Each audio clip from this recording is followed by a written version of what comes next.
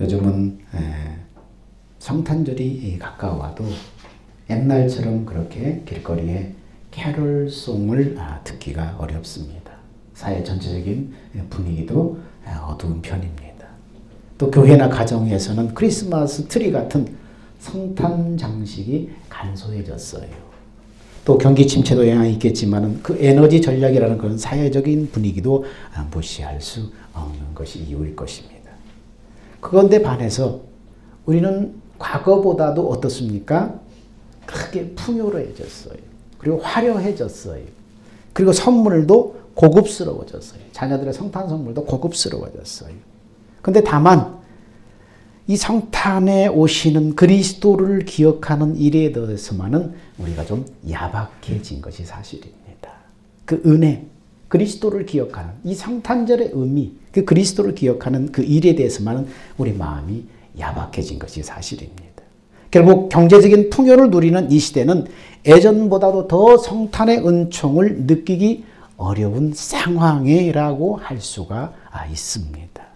오늘 미가서에 있는 이 성탄의 예언은 오늘같이 이렇게 영적인 것에 마음을 쏟지 않는 그런 시대에 주어진 것입니다. 전체적인 분위기가 영적인 것에 대해서 별로 신경 쓰지 않고 무디어진 그런 시대에 주어진 거예요. 이 미가 선지자는 유다 왕국의 요담 왕, 아하스 왕, 히스기야 왕 이 시대에 사역한 선지자예요. 이 3대 세 왕을 거치면서 이렇게 사역을 했던 그런 선지자입니다. 그 당시에 북쪽 이스라엘과 남쪽 유다 왕국은 비교적 경제적으로 잘 성장하고 살만했어요. 그리고 정치적으로도 안정이 되어 있었어요. 하지만 경제적인 여유로움은 인간의 죄와 이기심을 부추기게 되었고, 그래서 수많은 불법과 그리고 물질주의가 만연해 있었고, 그리고 경건한 삶에 대해서 사람들이 관심을 갖지 않은 시대였습니다. 어쩌면 오늘날 이 시대와 비슷한 상황이라고 할 수 있습니다. 미가 선지자는 이스라엘 지도자들을 향해서 하나님의 진노를 선포하면서 회개를 촉구했습니다. 진정한 성탄의 은혜는 바로 자신의 죄를 회개하고 스스로 겸손한 성도가 되는 것입니다. 오늘 본문 미가서는 예수 그리스도의 탄생에 대해서 이렇게 예언하고 있습니다. 미가서 5장 2절에 베들레헴 에브라다야 너는 유다 족속 중에서 작을지라도 이스라엘을 다스릴 자가 네게서 내게로 나올 것이라 이렇게 말하고 있습니다. 오늘 이 말씀은 메시아가 베들레헴에서 태어나실 것을 예언한 것으로서 신약 성경에서도 인용되었던 그런 구절입니다. 신약 성경에 예수님께서 베들레헴에서 나셨을 때 동방 박사들이 예루살렘에 찾아와서 유대인의 왕으로 나신 이가 어디 있느냐 물을 때에 헤롯 왕은 대제사장과 서기관들을 불러놓고 그리스도가 어디서 나겠느냐 묻자 그들은 이 본문 미가서의 본문을 근거로 해서 그리스도가 베들레헴에서 태어나실 것이라고 이렇게 성경에 예언되어 있습니다 라고 그렇게 대답을 했던 구절입니다. 근데 오늘 본절을 보면은 미가는 그냥 베들레헴이라고 하지 않고 베들레헴 에브라다야 이렇게 말씀합니다. 여기서 에브라다는 베들레헴의 옛 이름으로서 풍성한 열매라는 그런 의미가 있습니다. 반면에 베들레헴은 떡집이라는 그 의미가 있습니다. 왜 이런 이름이 붙여졌나 하면은 이 에브라다는 곡창지대로서 풍성한 수확을 거둔 거두게 그 속에 그 지역에는 떡집이 이렇게 번창했던 것으로 봐요. 그래서 후에 자연스럽게 에브라다가 베들레헴이라는 지명으로 바뀐 듯합니다. 그래서 베들레헴 떡집이라는 그런 의미의 이름이 불려진 것입니다. 근데 여기서 중요한 것은 뭐냐면 미가가 왜 베들레헴과 옛날 지명인 에브라다를 함께 표기했느냐 이것입니다. 이것은요 베들레헴의 슬픔의 역사가 그곳에 메시아가 태어나심으로써 기쁨의 역사로 바꾸게 된 것을 시사하기 위해서입니다. 여러분 사실 에브라다는 슬픔을 간직한 그런 지역이에요. 에브라다는 나헬이 야곱의 막내 아들 베냐민을 낳으면서 죽은 것으로서 나헬은 죽을 때에 이 죽을 때 베냐민을 위해서 그 홀로 나온 그 베냐민 이 혼자 남겨진 이 베냐민을 위해서 어린 베냐민을 위해서 통곡했다고 그렇게 성경을 기록하고 있어요. 그래서 이후에 에브라다는 이스라엘 백성에게 슬픔을 상징하는 곳으로 이렇게 기억되고 있습니다. 에레미야는 이 나헬의 통곡 소리를 당시 선민들이 장차 당할 비극을 비유하는 말로 그렇게 인용하기도 했어요.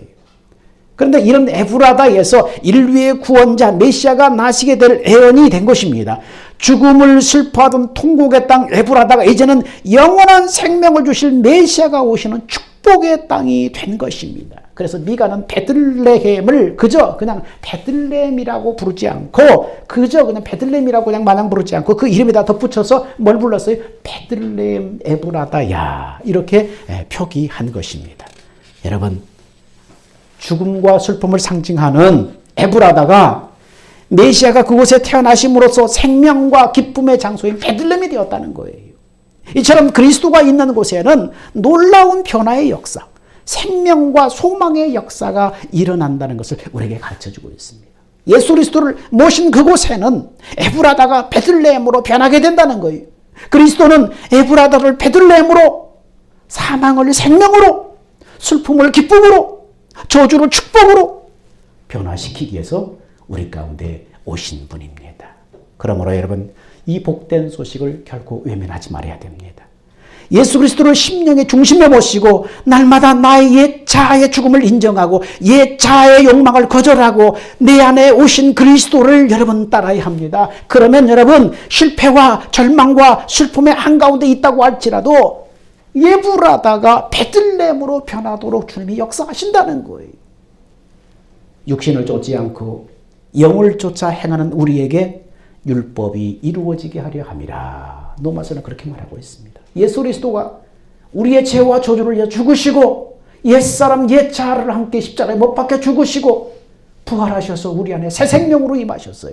이제 너희는 선택하라. 생명을 따를 것인가 사망을 따를 것인가 선택하라는 거예요. 너에게 주신 자유의지로 옛사람의 자아를 따를 것인가 너희 안에 오신 예수 그리스도의 그 소원을 따를 것인가를 선택하라. 그래서 육신을 쫓지 않고 영을 쫓아 행하는 우리에게 율법이 이루어지게 하려 함이라고 그렇게 기록하고 있습니다.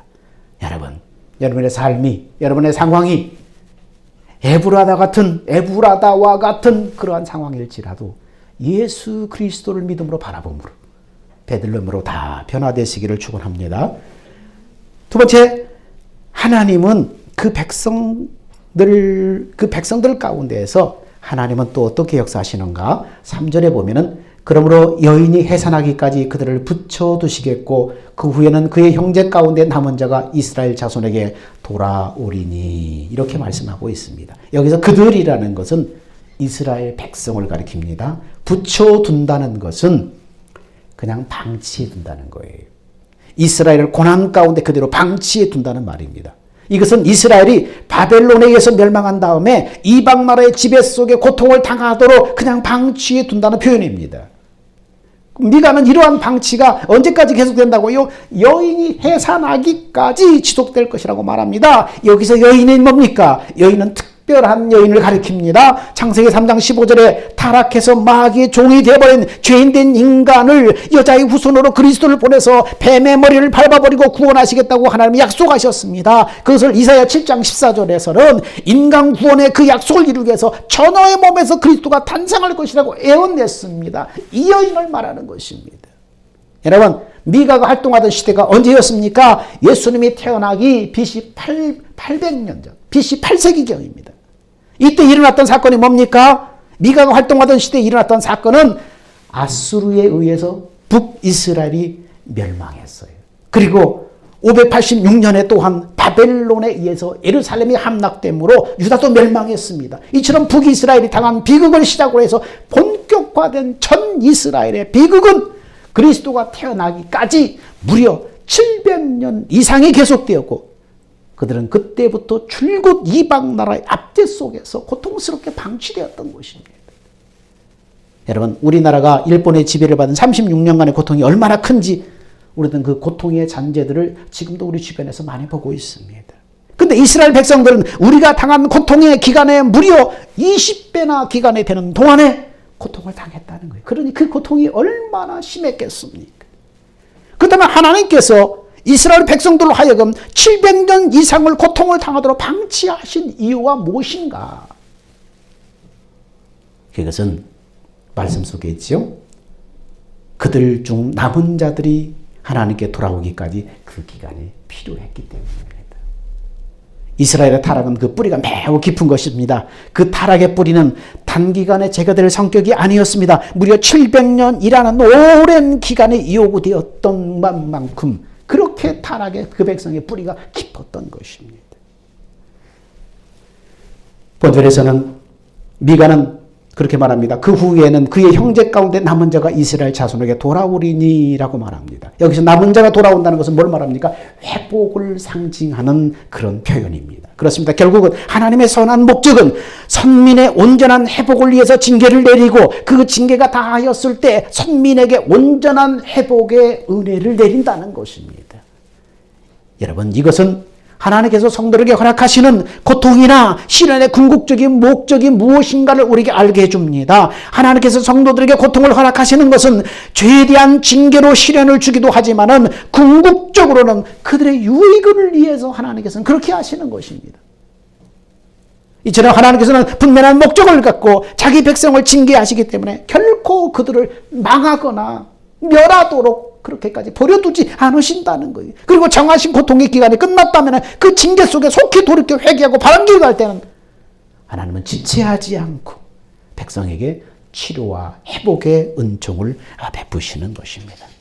그러므로 여러분, 하나님이 허락하시는 징계로 우리가 고통을 당할 때 그 고통만 바라보며 좌절하고 낭망해서는 안 되는 것입니다. 그 고통을 허락하신 하나님의 뜻이 무엇인지를 헤아려보며 그 고통의 끝에 놀라운 유익을 바라보며 믿음으로 그것을 잘 인내하고 극복해 나가야 한다는 것입니다. 여러분, 그리스도는 베들레헴 에브라다에서 탄생하셨습니다. 두 번째, 하나님은 그 백성을 시련 가운데 몰아붙이시는 목적이 있습니다. 세 번째는 하나님은 목자처럼 우리를 돌보시고 다스리신다는 것입니다. 5장 4절에 보니까 그가 여호와의 능력과 그 하나님 여호와의 이름의 위엄을 의지해서 서서 목축하니 그들이 거주할 것이라 이제 그가 창대하여 땅끝까지 미치리라. 이렇게 말씀하고 있습니다. 참 이스라엘을 구성원으로 하는 그 나라에 대한 하나님의 통치와 그 결과에 대한 애원입니다. 먼저 미가는 그리스도가 여호와의 능력과 이름의 위엄을 의지해서 서서 목축할 것이라 그렇게 말합니다. 그리스도의 통치의 방법을 지금 말씀하고 있는 거예요. 세상 나라의 통치자들은 수많은 모략과 괴계와 군대와 공권력을 얻어서 그것으로 백성들을 다스립니다. 근데 우리의 왕 되신 그리스도는 하나님의 능력과 위엄을 가지고 그 백성들을 다스리신다는 것입니다. 능력과 위엄을 의지하고 서신다는 말은 무슨 말입니까? 예수 그리스도의, 우리의 인간의 몸으로 이 땅에 오신 예수 그리스도의 신적인 능력과 권위를 말하는 것입니다. 인간의 몸을 가지고 우리 가운데 오셨지만 그분은 하나님의 신적인 권위와 능력을 가지고 우리 가운데 오셨다는 것입니다. 예수 그리스도는 사람이 되신 하나님이셔요. 그러므로 하나님의 능력으로 세상을 구원하시고 그리고 또한 사람의 목자가 되어서 우리의 목자가 되어서 우리의 삶을 인도하신다는 거예요. 예수님은 목자처럼 우리를 구원하시고 돌보시고 다스리신다는 거예요. 우리는 주님의 양입니다. 성경은 우리가 주님의 양이라고 계속해서 표현하고 있습니다. 그래서 양으로 비유된 우리는 양의 특성들을 모조리 가지고 있어요. 그래서 목자가 없으면 살 수가 없어. 우리 지난번에도 한번 언급했지만 양의 특성이 뭐예요? 시력이 나빠서 앞을 잘 보지 못해요. 그래서 잘 속아요. 분별력이 없어요. 그리고 잘 넘어져요. 넘어지면 혼자 못 일어나요. 일어나도 한동안 중심을 못 잡아요. 그리고 이기적이고 멋대로입니다. 방향 감각이 없습니다. 귀소 본능이 강합니다. 방어력은 제로입니다. 죽을 때가 돼서야 온순해집니다. 이것이 양의 특성이에요. 이것이 이 땅에 살아가는 인간의 특성이라고 할 수 있습니다. 그러므로 우리의 목자 대신 주님의 통치 아래에 있어야만 우리는 바로 우리의 믿음을 가지고 생존할 수 있고 믿음의 길을 바로 갈 수 있는 거예요. 그런데 그리스도는 이렇게 하나님의 능력과 위엄으로 다스릴 뿐 아니라 또 어떻게 다스리는가? 우리의 목자 되신 예수님이 하나님의 신적인 능력과 권위로 우리를 다스리며 또한 어떻게 우리를 다스리는가? 자, 4절 끝절에 보니까 뭐라고 말합니까? 여호와의 능력과 그의 하나님 여호와 이름의 위엄을 의지하고 서서 목축하니 그들이 거주할 것이라. 어떻게 목축한다고요? 서서 목축하니. 가만히 앉아서 그 백성, 그 양떼들을 인도하는 것이 아니라 서서 다스리신다. 여러분, 사도행전 7장 55절에 보니까 스데반이 죽기 직전에 어떤 일이 벌어졌습니까? 하늘이 열리고 그리스도께서 하나님 우편에서 서신 것을 보았다고 기록하고 있어요. 여러분, 여기에 서 있다는 표현은 자기 백성의 안위와 번영을 위해서 노심초사하며 수고하고 애쓰는 것을 말하는 거예요. 예수 그리스도는 자기 양무리를 위해서 노심초사하시는 목자라는 것입니다. 이런 수고가 있기 때문에 그의 양떼인 우리는 마귀의 위험으로부터, 악한 자들의 공격으로부터 우리가 안전할 수 있고 복된 이 믿음의 길을 걸어갈 수 있는 것입니다. 우리의 믿음을 보존할 수 있는 거예요. 이것이 얼마나 큰 은혜입니까? 얼마나 큰 축복이에요. 얼마나 감사하고 찬양할 일이에요. 예수님은 서서 목자들을 다스리시고 통치하십니다. 그러니까 예수님이 우리 한 사람 한 사람을 바라봤을 때 어떻게 해요? 노심초사하며 주목하고 계시고 관심을 갖고 계신다는 거예요. 우리 한 사람이 넘어질 때 안타까워하시고 잘할 때 응원하시고 기뻐하시고 예수님의 눈이 우리에게서 떠나지 않는다는 거예요. 예수님의 시선이 우리에게서 떠나지 않는다는 거예요. 어떤 상황과 어떤 환경 가운데 있든 주님은 다 아신다는 거예요. 그리고 응원하신다는 거예요. 베들레헴에서 태어난 다윗 왕은 하나님의 은혜로 왕이 되었지만 완전한 왕이 아니었어요. 그러나 베들레헴에서 태어난 그리스도는 하나님이시면서 완전한 왕이셨어요. 그러므로 하나님의 능력으로 세상을 구원하시고 선한 목자가 되어서 당신의 백성들을 인도하신다는 거예요. 여러분, 목자 대신 예수님의 음성에 귀를 기울여 예수님의 돌보심과 다스림을 받는 여러분이 되기를 축원합니다. 예수님은 또한 땅끝까지 구원하시는 구세주로 오셨다는 것입니다. 자, 그리스도의 통치 영역이 어디까지 이르게 되는가? 5장 4절 끝절에 보니까 이제 그가 창대하여 땅끝까지 미치리라. 이렇게 말하고 있습니다. 그리스도의 통치 영역이 땅끝까지 미친다고 말씀하셨습니다. 구원받은 하나님의 백성들이 하나님을 섬기는 모든 곳, 그리고 하나님의 뜻이 이루어지는 모든 곳, 그것이 뭐예요? 하나님의 나라예요. 하나님의 나라는 여기 있다 저기 있다 하는 것이 아니라 어떤 인간의 눈으로 어떤 지역이 아니라 하나님을 섬기는 모든 곳이 바로 하나님의 나라라는 거예요. 하나님의 자녀들이 하나님을 경배하며 하나님을 섬기는 그곳이 하나님의 나라라는 거예요. 여러분, 성탄절에 이스라엘의 작은 마을에서 시작된 그리스도의 구원이 온 세상에 영향을 미치는 큰 능력이 되었습니다. 이것은 우연이 아니에요. 미가서의 성경의 많은 곳에서 애언을 따라 기록된 것입니다. 애언을 따라서 이루어진 것입니다. 그러므로 하나님의 구원 계획은 땅끝까지 이르는 것으로 이제 그 구원 계획이 완성이 되는 거예요. 베들레헴에서 나신 예수 그리스도는 땅끝까지 다스리는 진정한 왕입니다. 예수 그리스도께서 오신 마을은 작은 곳이었어요. 베들레헴 작은 마을이었어요. 그러나 순종하는 제자들을 통해서 땅끝까지 큰 구원의 역사를 이루셨습니다. 작은 곳에서 시작되었지만 세상 땅끝까지 놀라운 구원의 역사를 지금도 이루고 계시는 것입니다. 인간의 시간에 제한받지 않고 인류를 구원하시고 그 구원은 언제 완성돼요? 예수님의 재림 때 완성이 되는 것입니다. 그러므로 이 땅에 오신 성탄의 그리스도를 믿는 사람은 이제는 구원의 완성을 위해서 다시 오실 재림 예수를 기다리면서 이 땅에 믿음의 길을 걸어가야 되는 것입니다. 예수님이 오시기 전까지는 이 땅에 오실 그리스도, 예수, 인간의 몸으로 오실 그리스도, 성탄 나기 예수를 기다렸지만 오늘 성탄의 그리스도를 믿고 영접한 사람은 다시 오실 그리스도, 재림의 그리스도를 기다리며 앙망하면서 그분을 맞이할 준비하는 자세로 살아가야 하는 것입니다.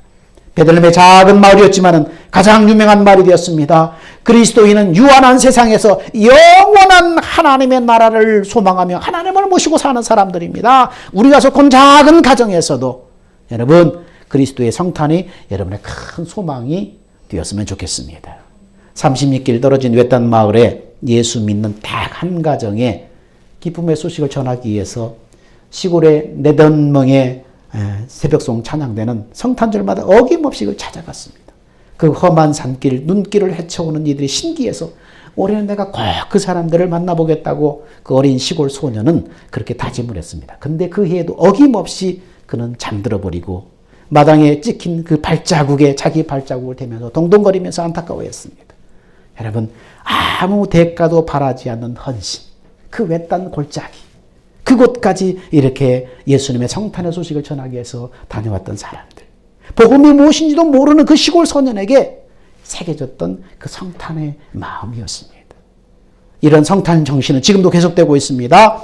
우리가 소외된 이웃을 찾아가서 예수님의 사랑을 전하고, 주일학교 아이들에게 성탄의 의미를 가르쳐서 깨우치고, 선교지에서는 이 성탄을 기점으로 복음을 전구할 수 있는 기회로 삼고, 이렇게 성탄의 마음을 전하는 것입니다. 여러분, 작은 마을 베들레헴의 성탄이 인류를 구원한 것처럼 우리 산돌 지체들이 한 사람 한 사람이 사랑과 헌신으로 영혼을 구원하는 일, 이 일이 주님 오실 때까지 땅끝까지 계속되기를 소망합니다. 같이 한번 기도하겠습니다. 사랑과 은혜가 풍성하신 아버지 하나님, 그리스도는 세상을 구원하시고 다스리시는 진정한 왕이십니다. 예수님은 작은 마을 베들레헴 에브라다에 태어났습니다. 슬픔을 기쁨으로 아버지 하나님, 우리의 모든 삶이 저주에서 축복으로 바뀌는 그런 메시지를 담고 베들레헴 에브라다야 그렇게 말씀하셨습니다. 하나님은 그 백성을 시련 가운데 붙이시는 목적이 있습니다. 시련 가운데서 하나님의 뜻이 이루어지기를 원합니다. 그러나 예수님은 목자처럼 우리를 돌보시고 우리를 위해서 노심초사 바라보시고 주목하시고 응원하시는 분입니다. 이제 성탄의 그리스도를 영접한 우리들, 다시 오실 재림의 그리스도를 준비하는 마음으로 이 땅에 그리스도의 사랑을, 성탄의 그리스도를 전하고 증거하는 하나님의 사람들, 하나님의 빛이 다 될 수 있도록 우리를 이끌어 주시옵소서. 감사하며 예수님의 이름으로 기도하옵나이다. 아멘. 다 같이 우리 기도합시다.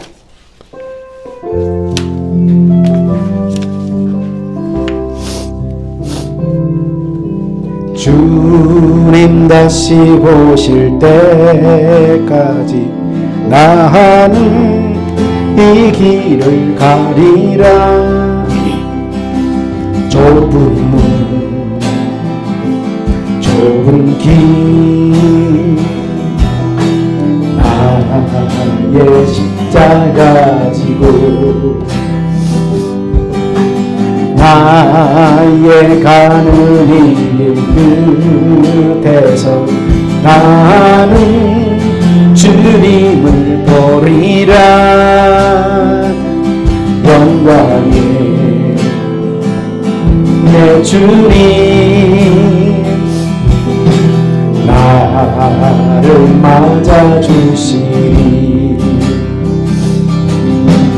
주님 다시 오실 때까지 나는 일어나 달려가리라. 주의 영광 온 땅 덮을 때 나는 일어나 노래하리. 내 사모하는 저에게 온 세상 구주시로. 내 사모하는 저에게 영광의 왕이시라. 이제는 우리 주 예수 그리스도의 은혜와 독생자를 이 땅에 보내주신 하나님의 그 만극하신 사랑과 성령의 내주하시고 교통하시고 인도하심이 성탄을 앞두고 예수 그리스도를 영접한 심령들, 그리고 다시 오실 재림의 예수를 기다리는 사랑하는 성도들, 그래서 이웃 가운데 낮은 자들을 향해서 사랑을 안고 빛을 안고 찾아가서 그 성탄의 예수를 전하기를 원하는 사랑하는 성도들의 그 발걸음과 그 실천과 마음 위에 이제로부터 영원 무궁토록 함께 있을지어다. 아멘.